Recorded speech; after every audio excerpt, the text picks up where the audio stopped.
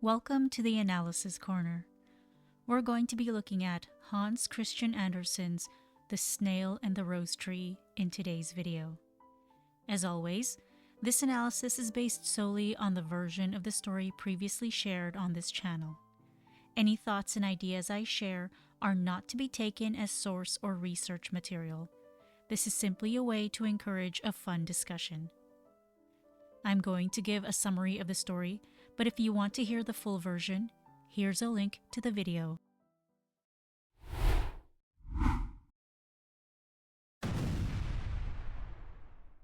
The story introduces a rosebush and a snail in conversation about their contributions to the world. The snail promises that it will do something greater than the farm animals and trees around it, but only when the time is right. The rosebush seems excited for this, but is admonished by the snail for being in a hurry, the latter declaring that it will take its time. The seasons change, and the rosebush continues to bloom, while the snail, hardly having moved from its initial place, expresses disappointment that everything is doing the same thing and there has been no progress since the year before. This continues until both the rosebush and the snail are old. The snail questions the rosebush on what it has done and criticizes it for doing nothing more than producing rose blooms without questioning whether there was anything more. The rosebush replies that it had no other choice but to bloom because it received warmth from the sun, refreshment from the air, dew from the rain, and strength from the earth. It further claims that one must give one's best parts to others and offer everything one has the power to do. The snail scoffs at this and says the rosebush has led an easy life without taking the time to think and develop itself. It further says that the world and giving of oneself are good for nothing. After that, the snail shuts itself away inside its shell. The rosebush says that it's sad that it cannot shut itself away as well, but must continue blooming roses which eventually wither and die. The rosebush, however, finds happiness in knowing that it brought joy to the people through the blooms it produced. The snail, on the other hand, stays hidden away from the world. And so, the cycle of rosebushes and snails living, following the same philosophies and discussions, growing old and dying, continues with the story's ending declaring that the cycle will never change.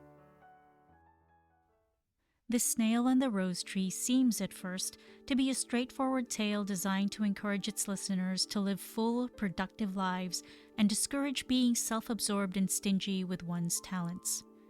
A closer inspection, however, might reveal that the true lesson is not in these extremes, but in finding a balance between the two. The rosebush creates beautiful blooms, but is described as always in such a hurry by the snail.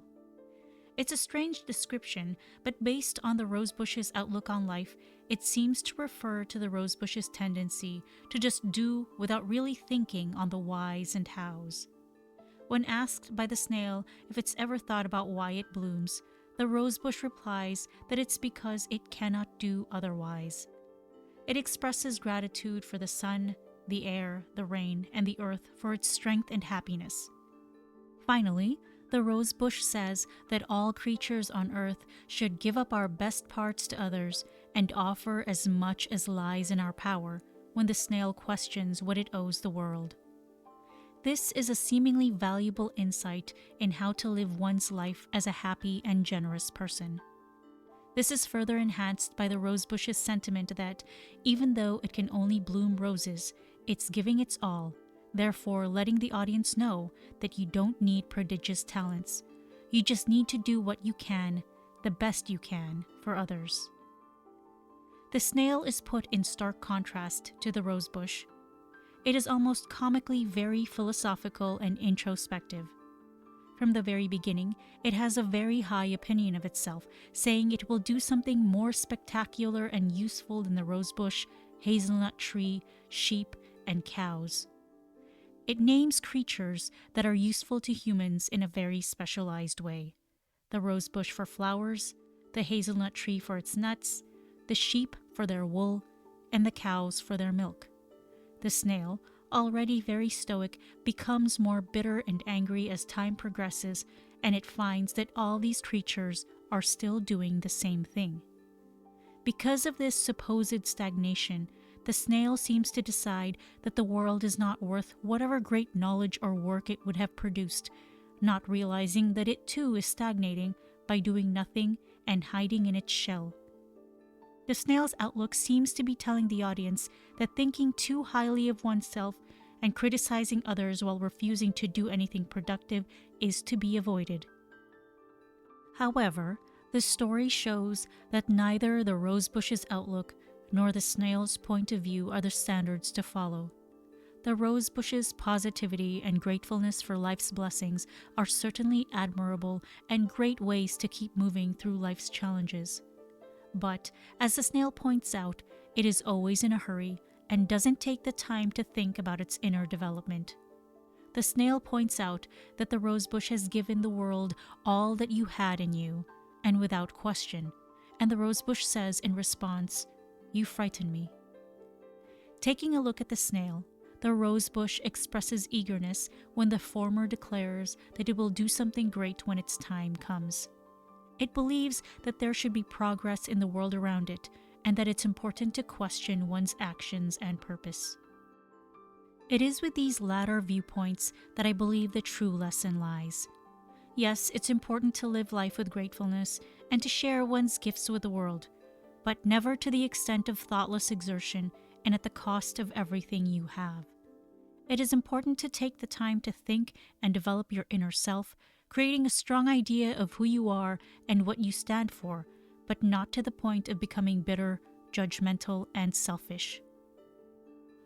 What do you think of the rosebush's and the snail's attitudes?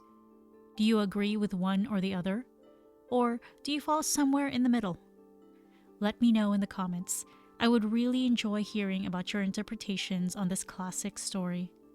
Until next time, I am, as always, your friendly resident ghost in the library.